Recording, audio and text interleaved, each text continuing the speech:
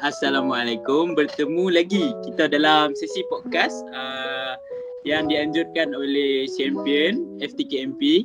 So, podcast kali ni kita akan membincangkan tentang the stresses of being student. So, apakah itu stres? Sabar dulu, kita relax dulu, kita perkenalkan dengan kita punya para panel. Kita ada 3 orang panel, kita jemput khas seorang daripada Sabah. Seorang ada kat ikutkan dia orang Kedah tapi dia duduk kat Melaka. Lagi seorang Izzati duduk mana Izzati? Saya asal Kedah, study dekat Pahang. Uish, lagi jauh Pahang. Gila. Penjuru ni. Okey. Saya pun Kedah. Kenalkan diri dulu lah. So yang pertama sekali saya Muhammad Syafiq bin Abdul Talib ataupun lebih dikenal Bun. So saya student di UTM, student BMMA Automotive. Saya student tahun 2, satu kelas dengan Azhar. Okay, next Azhar boleh perkenalkan diri? Ya, Assalamualaikum. Nama saya Muhammad Azhar. Umur saya 24, asal dari Sarawak. So macam Bun cakap tadi, kami sama fakulti tahun 2 Automotif. Okay, next kita boleh jemput Farah untuk kenalkan diri. Okay, bismillahirrahmanirrahim. Assalamualaikum warahmatullahi wabarakatuh. Nama diberi Farah Syuhada Mat Isa, berasal daripada Losak Kedah, berumur 21 tahun. Merupakan pelajar tahun 2 daripada kos Supply Chain and Logistik lah. Mudahnya Supply Chain and Logistik daripada Fakulti FPGT. You yang sama juga macam Bun. Okay, Jun. Okay, next kita ada Izzati. Izzati boleh perkenalkan sikit diri daripada mana, sebelum ni belajar mana, lah ni buat apa. Okay, boleh kenalkan diri sikit. Assalamualaikum warahmatullahi taala wabarakatuh. Nama saya Sharifah Izzati binti Syed Mustafa. Asal daripada Al-Asqar Kedah juga. Study tahun akhir dalam Civil Engineering di UMP, Universiti Malaysia Pahang. So sekarang ni tengah buat semester akhir untuk semester akhir. Sekarang tengah siapkan final year project. Wow. Oh, betul-betul stres ni mesti stres. Tak apa, lagi lepas lah. Okay, relax lah. Okay, mengenai tajuk hari ni, kita punya podcast. Okay, podcast ni apa? Kita akan, orang kata, sharing lah, sesi sharing untuk kita bahas kita punya tajuk. So, how stresses being a student. So, maksud stres ni sendiri, stres adalah keadaan tegang yang menyebabkan sistem tubuh badan dalam keadaan yang tidak stabil serta perasaan risau terhadap sesuatu perkara. Okey, benda ni, stres ni kita boleh kata dia macam emosi. So kalau kita stres ni, kita selalu kita buat apa? Agak-agak lah kita buat apa? Agak-agak. Macam Azhar kalau buat apa? Kalau aku stres aku tidur. Dia bukan apa, kalau dia berkumpul kan. Dia berkumpul.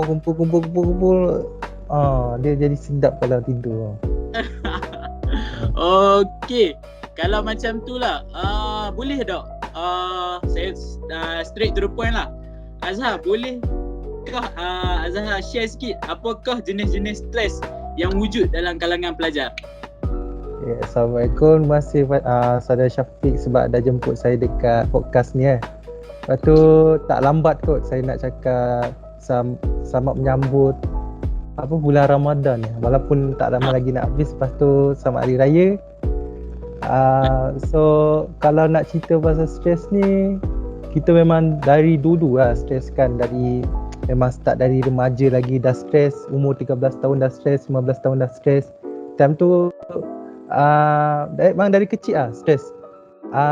Stres ni kalau kecil maybe kalau lepak dengan budak-budak dekat taman, umur tu time 7 tahun lagi, lepas tu gaduh. Tu pun stres juga. Bila gaduh tu panggil member mak kau hijau kan. Tu yang bahaya dia. So bila dah umur 13. Tapi aku bisa gaduh dengan Farah. Aku kata kat Farah, mohon hijau. Okay. Mana boleh cakap macam tu. Okay. Kena cerita lama jangan buka tang ni. Okay Azhar, straight to the point. So kalau umur kita dah 13-15 tahun, kita time tu mesti student kan. So cun juga dengan kita punya tajuk stres dalam student. Kita bukan start dari IPTA je. Dulu umur 13 tahun dah nampak kita punya stres tu. Maybe time kita kan belajar dekat sekolah, maybe masalah kena bully, stres juga. Lepas tu cikgu mengajar kita tak faham. Maybe cikgu mengajar tu laju sangat, ataupun time kita cikgu tengah ajar, kita tengah buat podcast dengan member kat sebelah. Itu pun buat stres juga bila tak faham. Mesti Azhar biasa stres lecturer hantar pada YouTube je kan dalam kelas. Betul lah tu. Aku harap kan kalau dia send YouTube tu aku boleh faham. Tapi aku buka benda lain tau. Dia tu benda lain yang boleh tarik kan. Izzati gelak macam lah dia tak bisa buat. Pernah alami ke? Lecturer bagi yang link pernah YouTube alami ke? Selalu dia share video without any explanation. Lepas tu untuk next class sama juga sampailah habis SEM. Weh sama gila, sama. Sekarang dah minggu 8. Tajuk ni memang kena. Banyak memang. Farah mana stres jadi student, dia stres jadi perwakilan belajar. Betul Farah? Dah. Ni MPT lecturer fakulti pun ada kot yang macam tu. Okey lah, kita faham lah. Okey Azhar, lagi sikit lagi boleh jelaskan sikit jenis-jenis stres yang lain-lain kot lah dah. Dia belum sampai lagi tau Adi.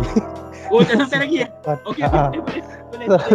Kalau macam kita stres kan, stres student, kita tak student pun stres macam pekerja. Kau pun kerja dekat mana sekarang? Aku kerja dekat FNN, company FNN.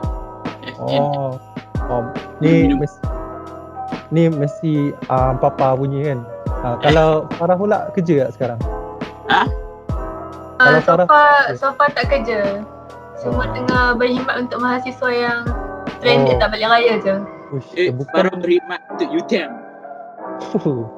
Dia punya tu lagi besar kan. Kalau Izzati pula. Nisa. Kalau macam saya sekarang start daripada PKP tu dah balik main rumah masa awal PKP tu. Lepas tu masa tu kan macam dah start busy dengan FYP 1.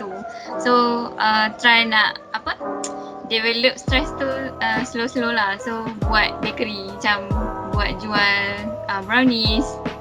Macam tu lah, really stress. Okay, Azhar. Stress tu masak kita tidur kan, lain macam sikit. So kalau yang kita dah kerja ni, dia punya stres pekerja lain. Kalau stres pelajar pula lain. Kalau stres pekerja dan pelajar pula, tu stres kuasa 2. Dia punya lain sikit lah. So betul. Balik kepada yang saudara Syafiq dah bagi kat saya. Saudara Syafiq dah bagi kat saya tadi. Dia cakap jenis-jenis stres yang ada dekat student. Kalau commonly saya nak bagi tahu, kalau biasanya menurut American Psychology Association, dia cakap kita ada 3 jenis stres. First acute stress, episodic stress dengan chronic stress. So acute stress ni dia yang umum-umum lah, macam awal-awal sikit, macam stres nak belajar, macam tu, macam benda yang hari-hari kita hadap. Contoh nak bangun kan, stres nak bangun. Tu pun stres juga, tapi dia kecil je. Kalau yang untuk episodik ni, dia berterusan tau. Dia berterusan tau. Sebab kalau dah stres tu kumpul banyak kan, dia mesti baca episod. Season episod pertama dia lepak dekat gerai, episod kedua dia dekat dalam bilik. Macam tu lah, dia kumpul. Yang last kali tu kronik. Dia ni macam bila dah tak boleh handle lagi episodik ni, dia macam dah boleh pergi ke hadapan lagi. Selalunya yang ni paling kronik, masalah kita fikir macam diri ni miskin sangat, ataupun ada masalah dengan family, ataupun kahwin tapi laki abusive. Kebanyakan yang macam ni perempuan takut lah jumpa laki abusive kan. So yang tu pun chronic stress juga. Yang tu bahayalah. So sekarang ni kita ada 3 jenis stress. So kita nak relatekan dengan student pula. Kalau student sebelum ni tak ada pandemik. Lepas ada pandemik tu dia punya cara kita lain. Kita sekarang dah online class. Dia macam kita versus online class dulu kan. Dia macam rusa masuk kampung. Betul kan? Tapi rusa ni dia belajar online class. Dia macam tu lah. So kalau student ni dia punya stress ni dia ada 3 jenis lah. Dia banyak sebenarnya tapi saya nak fokus kat 3. First dia masa. Lepas tu persekitaran ataupun situasi dia. Lepas tu lah sekali tu peribadi. Kalau yang masa ni belajar. Dia kadang-kadang lecturer ni dia tak tahulah dia nak menguji kita kan. Hari Senin bagi kerja, Selasa kena hantar. Kau tahu kan? Tahu. Awak tak tahu. Kak kena. Dia pukul 12 hantar, 12 malam kena submit. Yang tu lah kita jadi macam pressure kan. Pressure aku nak kena cepat. Kalau kita orang kata ODL ni dia jadi double stress lah. Double stress. Double Betul stress lah. Betul? Yang ahli-ahli ni setuju lah.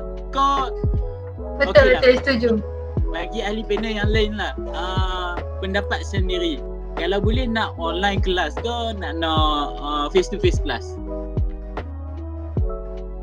Yang mana lagi menarik? Face to face. Face to face kelas.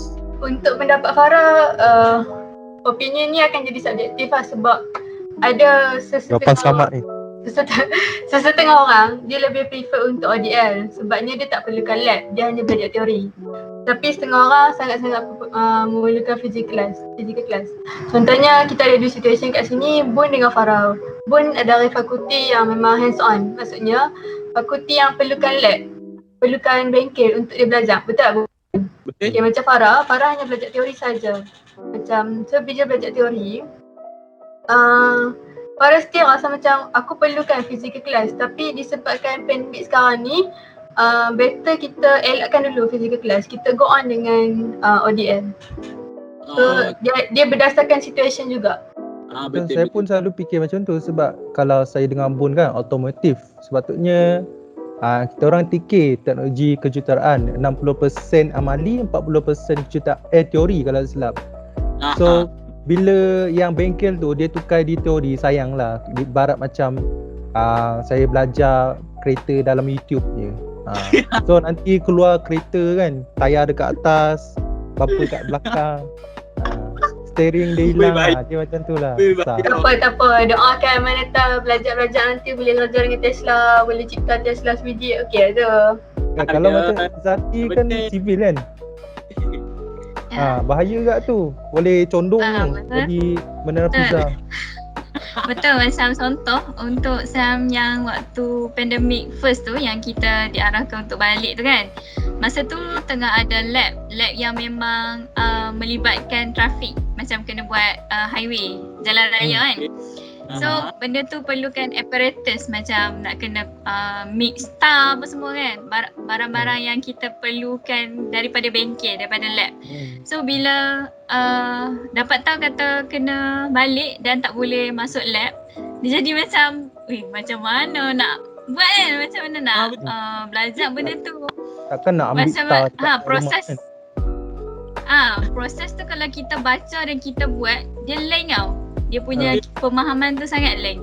So bila kena balik, lecturer pun macam decide, okay tak apalah kita buat meeting dan lab staff dia buat satu video untuk explain. Yang tu okay lah sebab dia ada effort nak buat kan. Kalau macam setengah member yang macam tak ada effort langsung daripada mana-mana pihak, so kena cari sendiri dekat YouTube, kena belajar sendiri. So benda tu link. Bagi macam contoh Malaysia dia ada standard link. Kebanyakan video dekat YouTube daripada luar negara. So benda tu nak develop susah lah. Macam tu lah.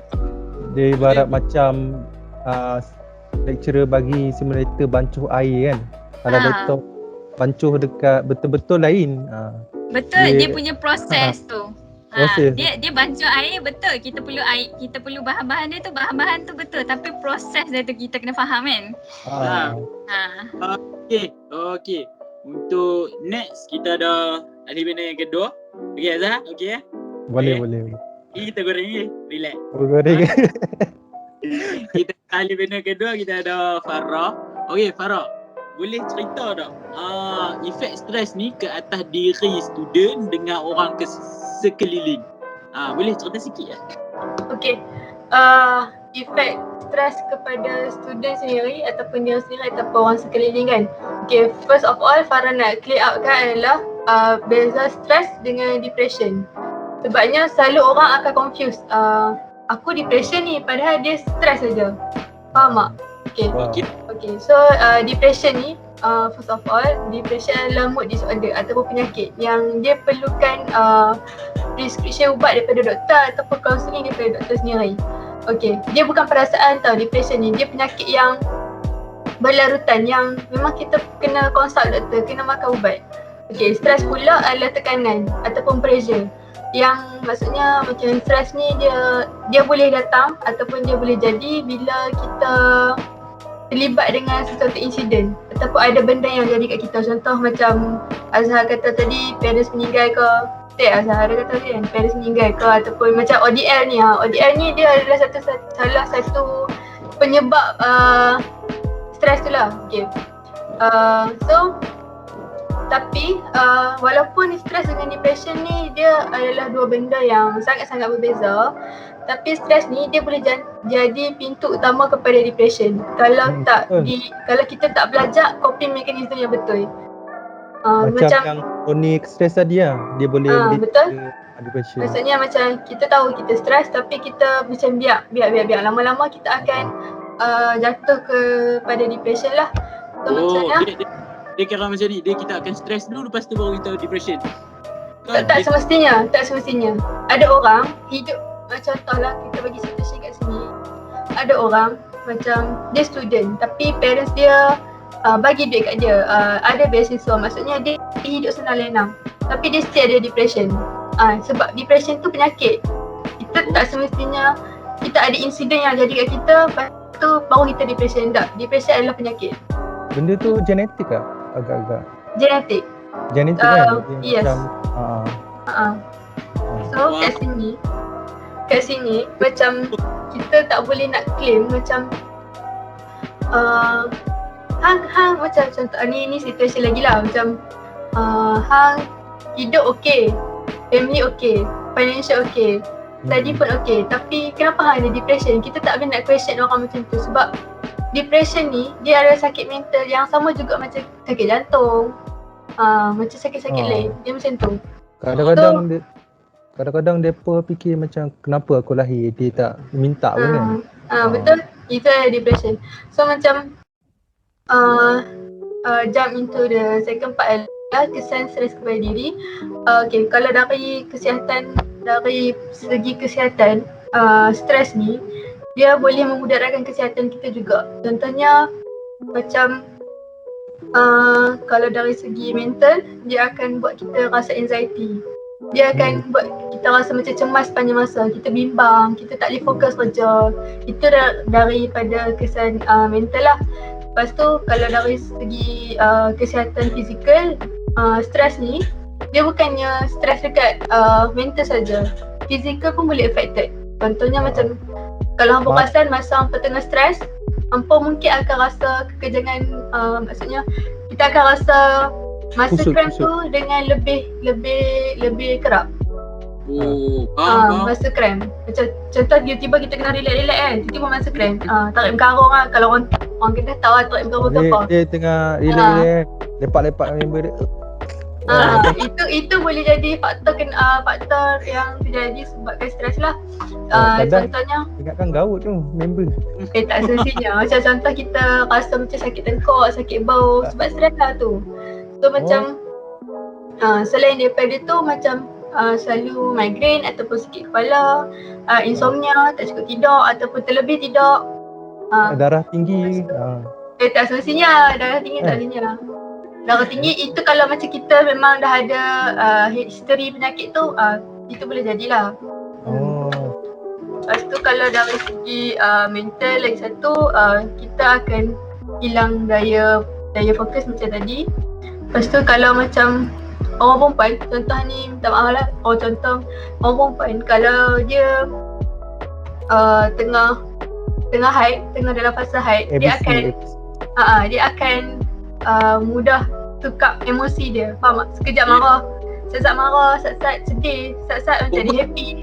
Tapi perempuan macam tu, kalau tak haid kau nampak tau. tapi dia sebenarnya dia tengah stres sebab dia tengah tahan sakit, betul tak? Izati tahu lah. Dia tengah tahan sakit.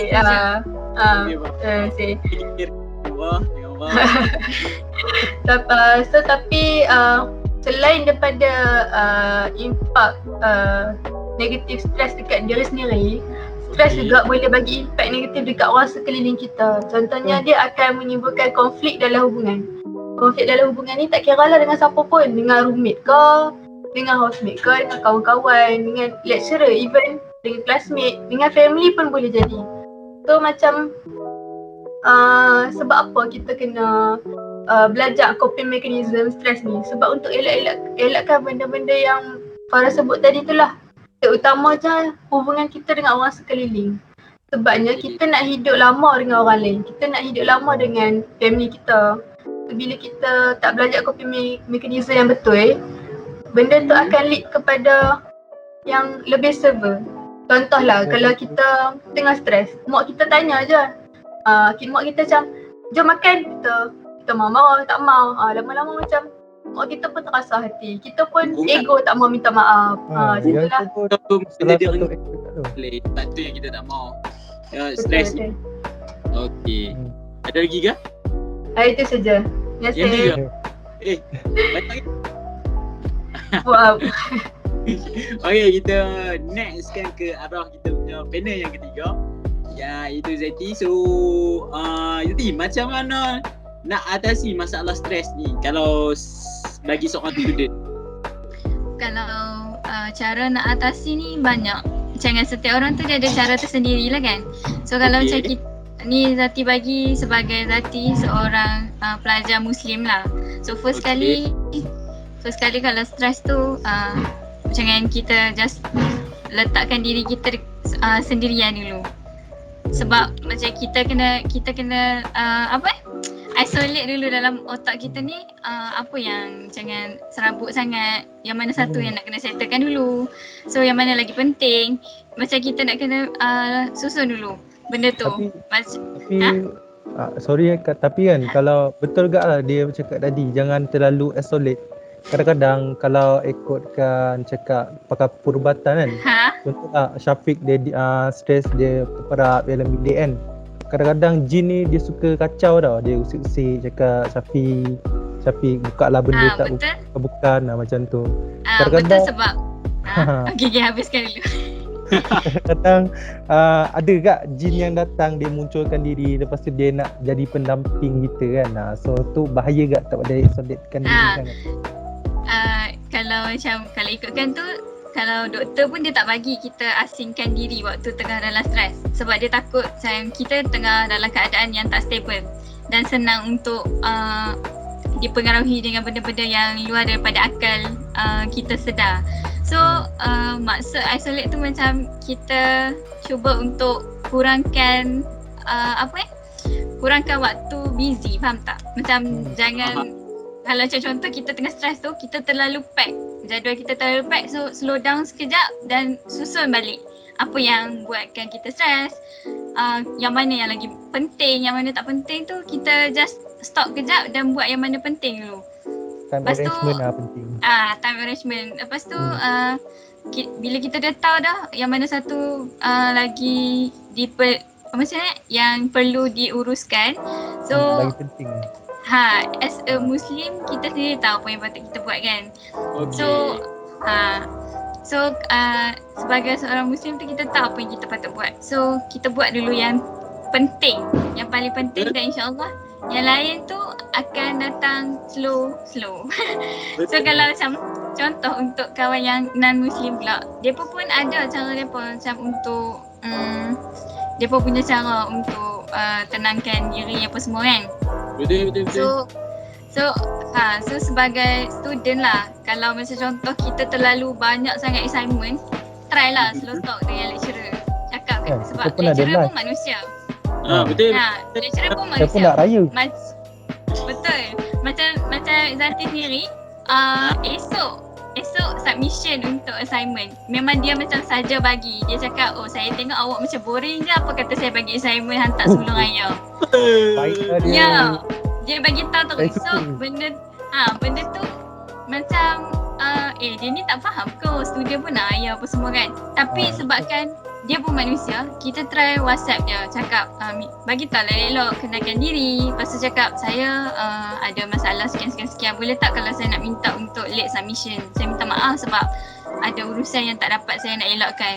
Sebab dia pun manusia dan dia pun tahu kata student ni banyak lagi benda lain. Dia pun tahu kata kita tengah dalam fasa ODL, fasa pandemik, jauh daripada family, ada yang duduk macam tak sure lepas ni boleh balik ke tak, boleh jumpa parent ke tak, adakah macam orang lain raya boleh balik, boleh ke kita balik, macam tu kan. So macam boleh je slow talk dengan lecturer. Macam contoh ada macam Sam ni lah, awal-awal Sam dulu macam serabut sikit sebab masuk Sam terlalu awal, cuti Sam sekejap je. So macam tengah dalam kalut-kalut tu tiba-tiba dapat projek yang memang heavy lah, agak heavy. So macam macam mana nak buat projek, baru masuk tak belajar apa lagi, tiba-tiba minta projek, faham tak? So macam benda tu nak settle macam mana. So try slow talk benda tu. Kalau macam tak boleh slow talk dengan lecturer, kalau kita dah WhatsApp pun ada setengah lecturer yang memang hati dia keras. Ada setengah lecturer dia tak peduli pun, hang stres ke tak stres ke, dah hang student, hang buat lah kan. So macam so, ada setengah yang macam tu, kita dah cakap pun dia tak jalan juga, try buat work smart bukan work hard. Jangan try divide benda tu dengan kawan-kawan. Boleh tak weh, soalan ada 6, apa kata hang buat soalan 1, aku buat soalan 2, lepas tu bahagi-bahagi, lepas tu combine. Janganlah Lu buat masa exam ah? Nak kena bagi tahu ke? Sendiri tahu lah Dia kan. kalau darurat tak apa weh. Kalau darurat tak apa. Dia Betul. work smart. Kita Dia kena work smart. Dia bukan seorang je buat, ramai je buat. Kita betul lah, kita work smart bukan work hard. Dia betul. ada kepakaran masing-masing. Seorang pandai buat kopi, seorang pandai buat teh. Dia macam tu. Dia macam ni lah, walaupun berbincang tapi dia still kena ada effort. Betul. Ya, betul. Kalau tak ada effort kita tiru, lepas tu sama, yang tu salah sendiri. Betul. Kalau Sangat. kita just ambil poin penting dan kita elaborate lah sendiri. Lepas tu macam lecturer pun dia bukannya ada masa sangat nak check betul ke budak ni tiru kawan ni, betul ke. Melainkan kalau benda tu sebiji-sebiji, yang tu tak dapat nak elak lah. Cara nak atasi dia tu jangan kena diri sendiri lah. Start daripada dalam diri sendiri tu kena kuat. Dan kalau stres yang macam mana sekalipun, try lah untuk share dengan siapa-siapa yang kita percaya. Tip dia kan, kena faham ke benda tu, baru boleh ubah sikit. Betul. Kadang tu kita perlukan orang lain untuk fahamkan kita. Macam weh, betul tak aku buat macam ni? Betul tak aku tengah stres? So kalau aku buat macam ni okey tak? Kena tanya sebab dalam keadaan tanpa sedar. Overthinking ke tengok betul ke tak benda ni. Kalau dia just macam aku punya jawapan ni betul ke tak, tanya dengan member tak tahu, tanya dengan lecturer cakap, tanya dengan nenek awak, pernah kena. Benda tu akan buat kita macam lama-lama banyak sangat fikir, dia akan boleh jadi stres tau. Lepas tu macam Okay, kita punya limit lah sikit. Ada lagi kan, boleh je bagi point sikit lah. Yang contoh macam ni lah bagi tahu jangan benda yang paling sekali. Kalau macam dah buat semua pun still tak jalan juga, ada pergi bagi tahu dah share dengan family ke, dengan orang yang dipercayai, dengan dah buat semua pun still tak jalan juga, better refer dengan pakar. Jangan takut orang ingat kalau kita refer dengan pakar tu dia ni sakit mental sebab refer pakar. Tak. Benda tu stigma je. Jangan pegang stigma tu. Kamu Faham pun tak? pakar kan, mesti dia orang tahu nak buat apa kan. Ya, tak semestinya orang yang jumpa pakar ni dia ada masalah mental yang gila, faham tak? Kalau ada Be- masalah semua- pun boleh jumpa Bun.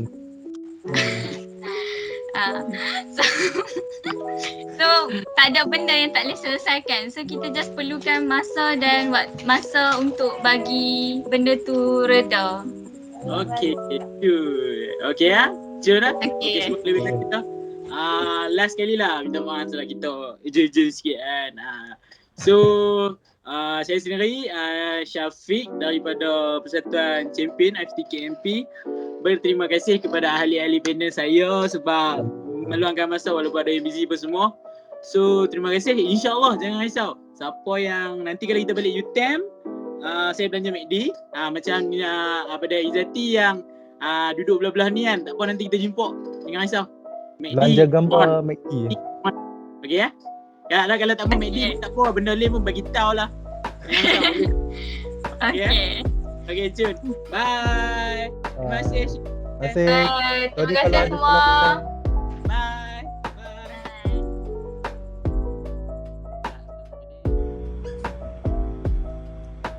Assalamualaikum. Hai. Yang ni yang mesti yang dah tengok kan video podcast untuk siri kali ni, The Stresses of Being a Student. So jangan risau, ada soalan cepu mas untuk anda. Soalan untuk minggu ini, sila nyatakan jenis-jenis stres yang telah dinyatakan di dalam video ini. Kita ada 3, nyatakan semua. Kalau betul jangan risau, hadiah akan fly daripada UTM untuk anda. So jangan lupa like, jangan lupa subscribe, jangan lupa share. FTKMP Champion.